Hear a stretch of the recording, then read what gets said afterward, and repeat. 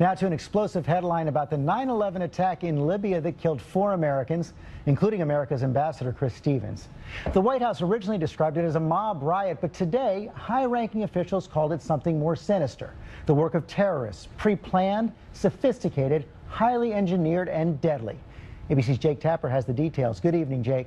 Good evening, George. That's right. And this 180 comes on the heels of criticism, much of it from Republicans, that the White House downplayed this terrorist attack less than 2 months before the election. Secretary of Defense Leon Panetta today acknowledged that the attack that killed 4 Americans in Benghazi, Libya on the anniversary of 9/11 was not only carried out by terrorists, it was premeditated. As we determined the details of what took place there and how that attack took place, that it became clear that there were terrorists who had planned that attack. The White House first suggested that the Benghazi attack was spontaneous, the result of that anti-Muslim video inciting mobs throughout the region. Jake, let's be clear. These protests were in reaction to a video that had spread to the region. We certainly don't know. We don't know otherwise. We have no information to suggest that it was a pre-planned attack.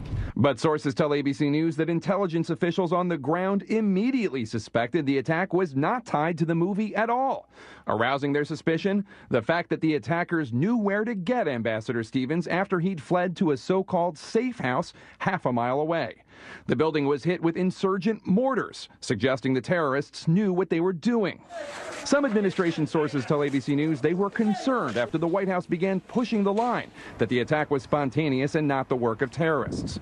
The White House says assessments have changed over time as intelligence has been confirmed.